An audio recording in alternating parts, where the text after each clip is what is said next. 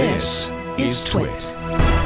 I'm not sure exactly where to start other than to say, just to think back to the original HoloLens and some of the reactions that we had to that. You know, Mary Jo and I and others got to see it very early on when it was still connected to, remember all the cables they had, and it was a really manual process of, you know, determining the distance between your eyes so that it was exactly right, and you had to get the thing on your head exactly right, and there was an eye, you know, a nose piece you had to position exactly right, and the size of your head, and it was just a lot of stuff. And then now you went in just and a hat. Software. Yeah, now it's just a hat. You know, that alone, I don't want to say that is an innovation exactly. I mean, obviously the thing gets more comfortable and nicer as you go, but that actually is a dramatic step forward. You know, just the naturalness of using it. It's a much more seamless experience. But the big complaint about HoloLens, of course, was the field of view. And I should say, before I say that, you know, the central magic of HoloLens has always been its ability to route these virtual objects, these holograms, into the space you're viewing and make them seem like they're part of it. You know, they react naturally to the surfaces and accurately to the surfaces. They don't ever bobble or move or whatever. They feel like they're rooted there, and your eyes fool your brain. It makes them seem real. And it's always done a great job at that. The problem is that the field of view has always been such that things get clipped, especially above and below this little viewport that you have. So you see the room, but you're only seeing holograms through a very narrow space. And, you know, that was my big complaint. It's magical, but, you know, you have to kind of really move your head around to see things. And if, you know, a little virtual ball bounces by, you could lose it forever because, you know, it just goes out of that mail slot, you know.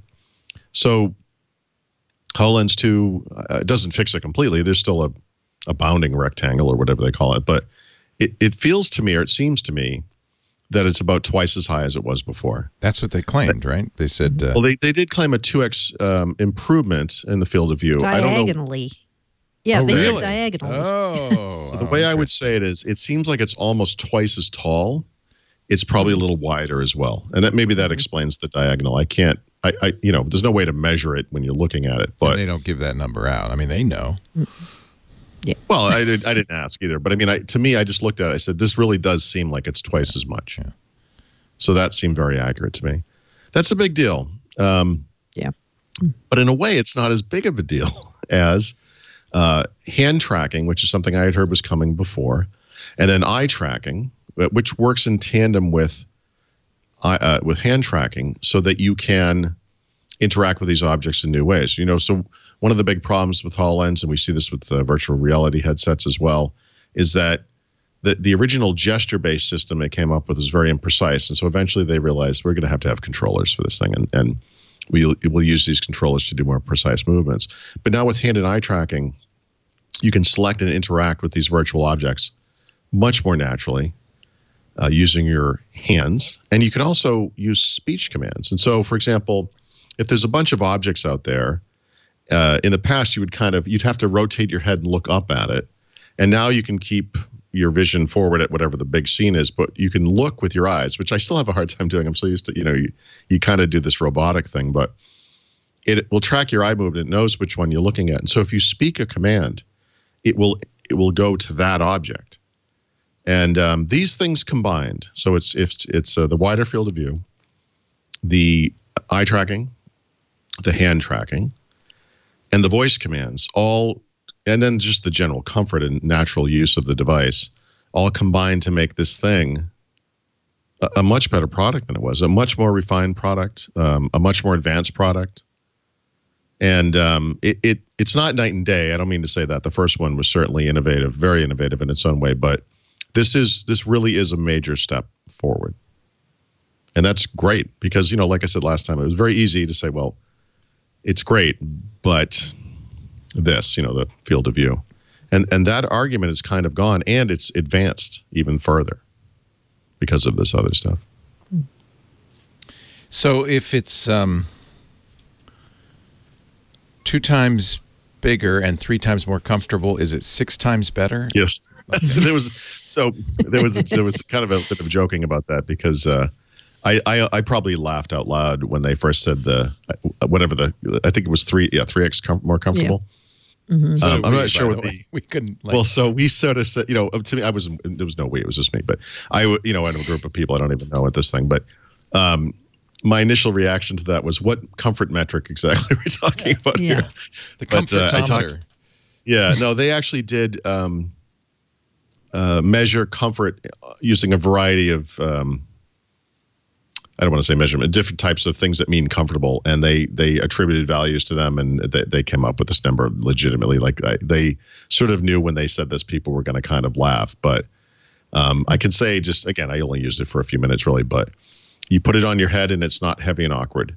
It doesn't, kind of lean down on your nose and really kind of groove head and make it hurt. There's no dizzying kind of effect to it, which is great.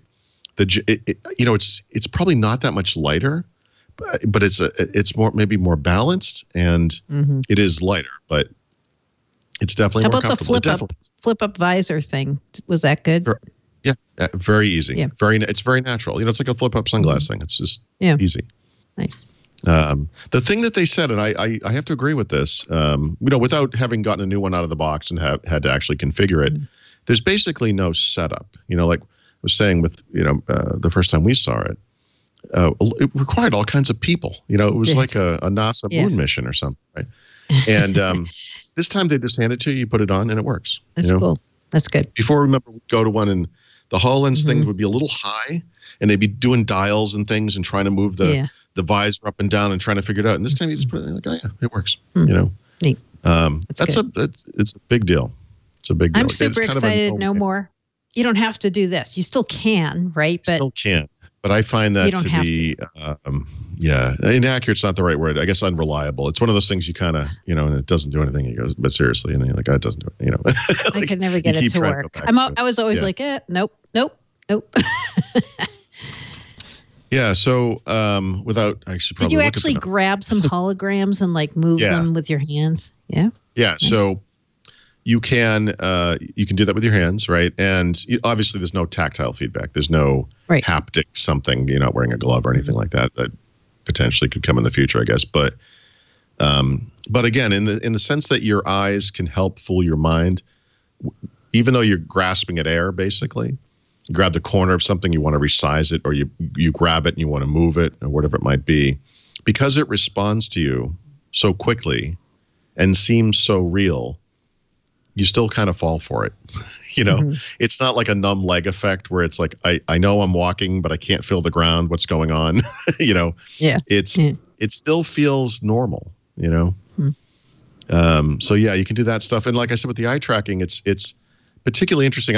The demo I did was literally just a demo. It's not a real world application of any kind, but if you could imagine balls just floating in the air, and you look at one of them and you say pop or something, because that was what we did say, and it would explode into some little kaleidoscope of shapes. It would accurately determine which one you were looking at. There was also a bird that was flying around, just kind of hover, like a hummingbird that was hovering there.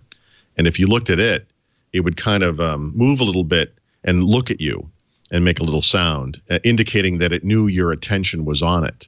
And these things happen so seamlessly, it's almost like it's reading your mind, just by looking at it. The individual holograms knew that when you did something or said something, that you were doing it to that thing. So that's cool. It was very interesting. Yeah.